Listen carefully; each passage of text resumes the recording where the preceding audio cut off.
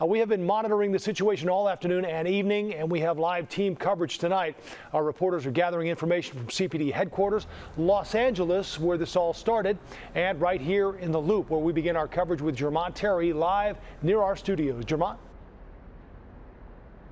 Joe, we have been hearing police sirens ripping and running in downtown throughout the night. Now, this group started around 4 p.m. and here it is in the 10 o'clock hour. We still have people out and about. Also out, Chicago police trying to maintain order. In the last 30 minutes, we've also seen a police vehicle get surrounded by demonstrators. More cops come in and push the crowd away. Nonetheless, it's been a busy night here in downtown. CBS Skywatch capturing protesters surrounding Chicago police officers as CPD tries to separate demonstrators who were fighting. This is one of many outbreaks in the Loop Tuesday as several thousand rallied in Chicago. This is what democracy looks like. This passionate group started at Federal Plaza, the majority here voicing their outrage and how the Trump administration and ICE agents are deporting people in Chicago and across the country. That an injury to one is an injury to all of us. After rallying for a half hour and letting their voices be heard, no human being is illegal. They took to the streets to let their presence be seen. Authoritarianism, period. It's not my country. That's not my country, and I'm here to fight for my country. The injustice that's being done and being upheld by the White House is unfair, and we're here to practice our right to protest. And once on the streets, the crowd from Federal Plaza took over the Loop.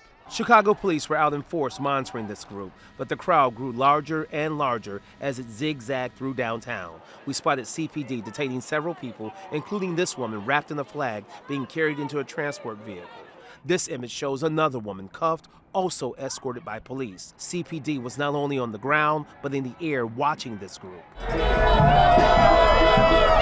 Protesters marched from the Loop to Michigan Avenue and worked their way back on State Street. And once here, CTA bus services were disrupted. Traffic came to a halt. But once the group moved through, they left vandalism behind. Now we have at least several Chicago police squad cars that are now defaced with graffiti. And by nightfall, this group continued to move through downtown. More fights broke out as well.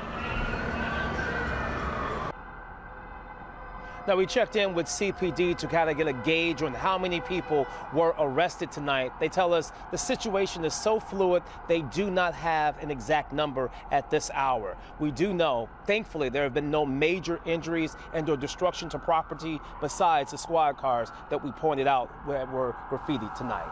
Reporting live in the Loop, where you can still hear those sirens, I'm Jermont Terry, CBS News, Chicago. Yeah, I was just going to point that out, Jermont. Thank you very much. Now to Charlie DeMar at CPD headquarters with more on that close call with the driver and the tactics officers used for crowd control tonight. Charlie?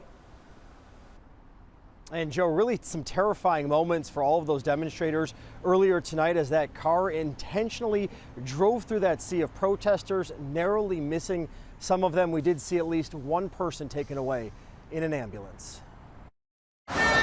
As thousands marched through the Loop, this maroon sedan sped through a sea of protesters. Narrowly missing demonstrators, the driver then turns onto Michigan Avenue and drove past an unsuspecting divvy. The car continued to accelerate. It started off at State Street about 30 miles an hour. By the time it got to Michigan, it was going 50 miles an hour. Moments after that car blew through, cell phone video taken from a nearby building shows an injured woman on the ground as a crowd begins to form. She's then loaded into an ambulance. It was a miracle that nobody got hit. A sign was knocked over, somebody was knocked over, but nobody got seriously hurt. The driver of the maroon car stopped only after her vehicle broke down. She got out wearing a yellow tank top and then got back behind the wheel. Moments earlier, it appears the same woman was on the front lines of the protest with a can of spray paint in hand. We've blurred her face because she's not been charged with a crime. I'm sure that Superintendent Snelling and the members of his command staff have been closely watching the developments in L.A. Gene Roy retired from CPD as chief of detectives. You block off the streets ahead and behind, and you also block off the cross streets. It's part of, you have to play a game of, it's like a game of checkers. At one point, the protesters tried disrupting traffic on DuSable Lakeshore Drive. A wall of CPD officers quickly stopped that plan. Demonstrators were forced to turn away. Roy says protecting major roadways like LSD is not only about safety, but also optics. when you see on TV that a group has taken over one of Chicago's premier roads, it just sends a bad message and it encourages more. They did what they had to do. They did it properly. They did it professionally. Then that's the key. And here at Chicago Police Headquarters, it has been quiet. Earlier in the night, we did see metal barricades being set up near the front entrance as a precaution in case those demonstrators made their way here to 35th and Michigan. That did not happen, and we have since seen those metal barricades taken away. We are live tonight from Chicago Police Headquarters. Charlie DeMar, CBS News Chicago. Joe. Charlie, thank you.